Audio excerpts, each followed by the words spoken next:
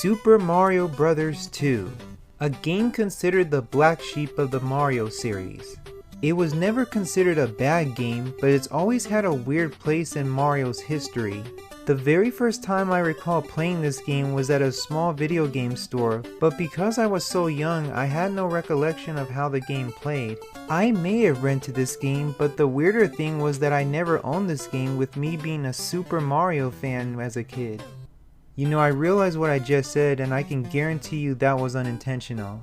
But it really wasn't until 11 years old when I went to a babysitter's house, don't you question why I was being babysat at 11 years old, where they had a Nintendo Entertainment System like I did. Among those games was Super Mario Bros. 2. Now this is where I had more of an experience with the game. I remember having a good time with it, but something you enjoyed as a kid may not necessarily be something you enjoy when you get older. Let's get into the development.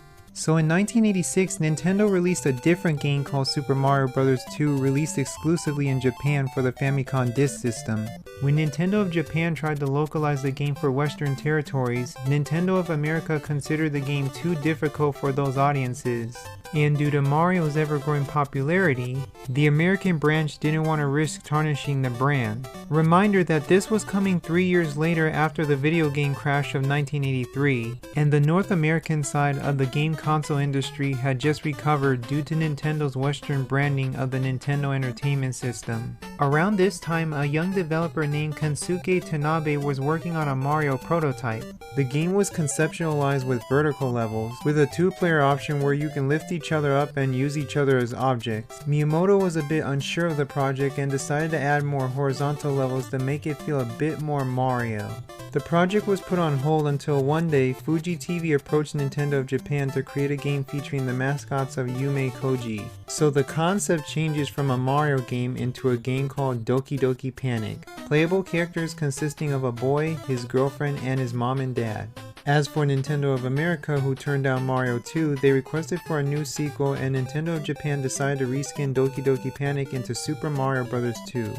So yeah, a lot of you knew that Doki Doki Panic became Super Mario Bros. 2, but it was conceptualized as a Mario game first, then became Doki Doki Panic, then became Mario 2.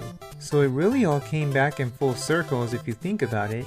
So the plot begins with Mario having a strange dream where he's climbing up a long staircase leading to a mysterious door.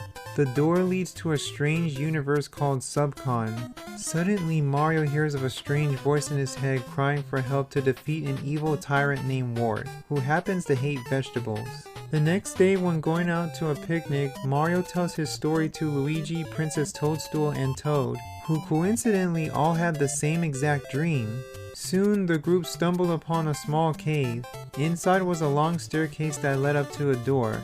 Finally opening the door, they were all shocked to see that Subcom was actually a real universe. We fall into the gameplay, and already you can tell that this is an entirely different style from the original Super Mario Bros. While still a platformer, you're no longer bashing on blocks or stomping on Goombas or Koopa Troopas. You'll mostly be plucking up stuff from the ground, whether it be vegetables to throw at enemies or formulas to spawn secret doors. You stand above a plant, pick it up with the B button, and basically just throw it. So instead of stomping on enemies, you kill them by throwing vegetables at them. You can actually even ride on your enemies' heads, and what's funny is that they don't even realize it. While standing on an enemy, you can also pick them up to throw at other enemies. Picking up plants don't just give you vegetables, but gives you other items as well. There's 1-up mushrooms that give you an extra life, there's Koopa shells which you can throw at enemies, and bombs that you'll need to blow up rock walls blocking your path.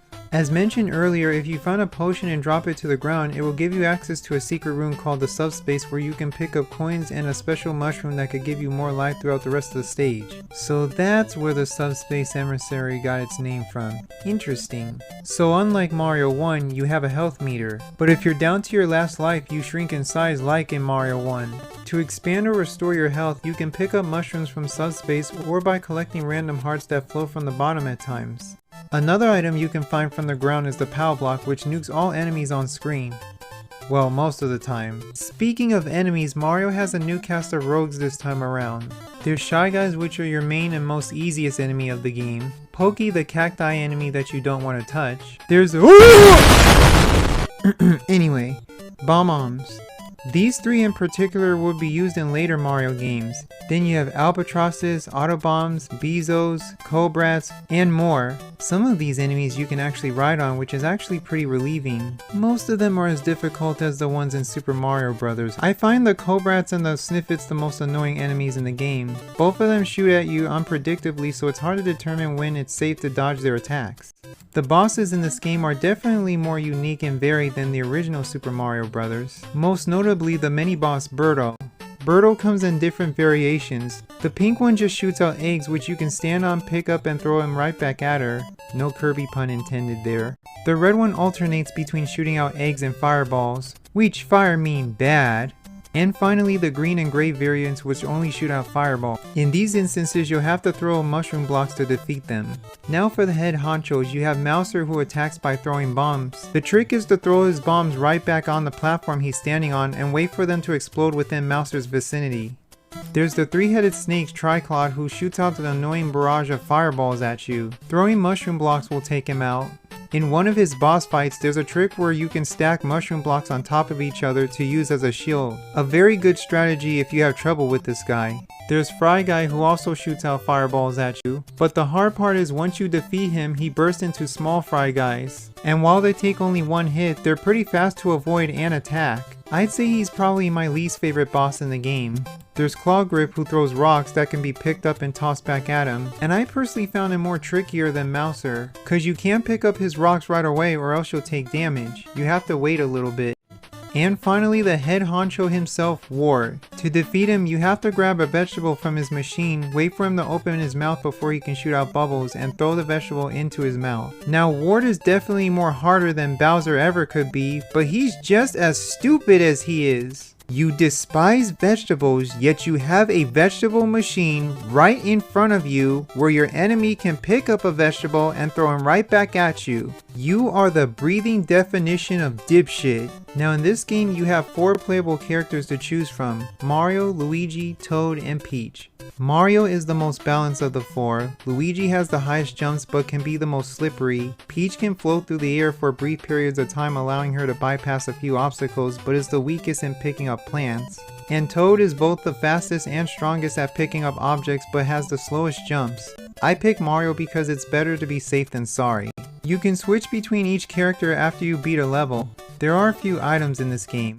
There's floating hearts to replenish your health. There's cherries where if you collect enough, a star will appear. The star operates like Mario 1 where it gives you temporary invincibility. The game also has puzzles and secrets. Scattered throughout the level are vases which pretty much act like the pipes from Mario 1.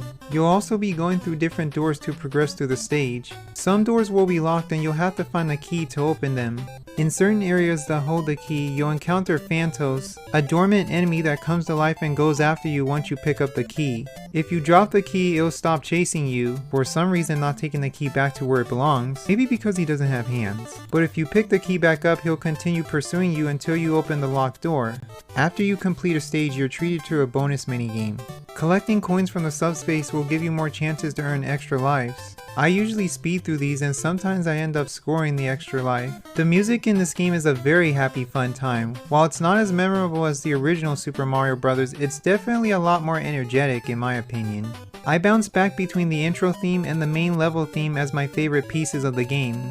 There's not many tracks, but what's there is good. There's still a lot of charm to Super Mario Bros. 2 and it's definitely the most unique of the Super Mario Bros. Games. It stands out more with its environments, levels, enemies, bosses, music. It's not the type of game you expect from Mario, even if this is his second main game in the series. Not to say that this is a better game, but I actually had a more fun time playing this game over the original Super Mario Bros. When doing this review. But I can definitely confirm that it beats Super Mario Bros. 2 Japan by a long shot. If Mario 1 just wasn't up to your alley, try Mario 2. It's definitely aged the better between the two, and graphically it's definitely an upgrade. Mario and Co definitely look a lot less sprite based, and this is actually the first game to give Luigi his own distinct features from his brother. He's now established as the taller and younger brother of Mario. So would Luigi look the way he is without this game? What would have happened if this game hadn't been made into a Mario game for Western territories?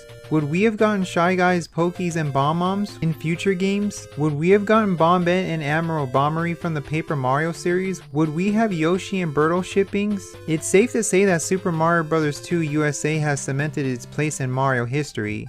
It's simplistic, a little challenging, but overall fun. It's definitely a good recommendation for any Mario gamer out there. Thank you all for watching this video. If you enjoyed it, please leave a like, comment, and subscribe for more videos to come. Later guys, and eat your veggies.